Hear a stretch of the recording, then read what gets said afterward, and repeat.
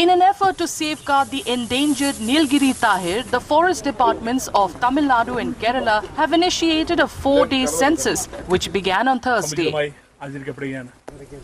The Nilgiri tahir is native to the Nilgiri Hills in peninsular India, with the majority of them found in the Eravikulam National Park in Kerala. കേരളത്തിൻ്റെ പശ്ചിമഘട്ടത്തിൻ്റെയൊക്കെ വളരെ അമൂല്യമായിട്ടുള്ളൊരു സമ്പത്താണ് യഥാർത്ഥത്തിൽ നീലഗിരി താർ. ലോകത്ത് 2000 താഴെയുള്ളൂ. അതിൽ തന്നെ നല്ലൊരു population നമുക്ക് കേരളത്തിലുണ്ട്. അപ്പോൾ ഇരുകുളത്ത് മാത്രമല്ല, കേരളത്തിൻ്റെ പല ഭാഗത്തും ചെറിയ ചെറിയ കൂട്ടങ്ങളുണ്ട്, തമിഴ്നാട്ടിലുണ്ട്. അതിനെക്കുറിച്ചൊരു വ്യക്തമായിട്ടുള്ള ധാരണ നമുക്ക് ഉണ്ടാക്കേണ്ടിയിരിക്കുന്നു. 2015-16 കാലഘട്ടത്തിൽ ഒരു ശ്രമം നടത്തിയതാണ്.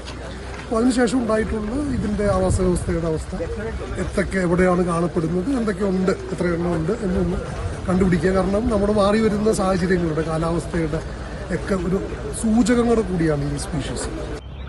This is the first census of the Nilgiri tahir since 2015-16 and encompasses 89 blocks of Kerala and 176 in Tamil Nadu. More than 1,300 personnel, including Forest Department officials and wildlife experts, are involved in the exercise. The aim of the census is to identify the number of Nilgiri tahir in the region and devise ways to protect them. ഇവിടെ ഇതിൻ്റെ കണക്കെടുപ്പ് വർഷം തോറും നടത്തുന്നുണ്ട്.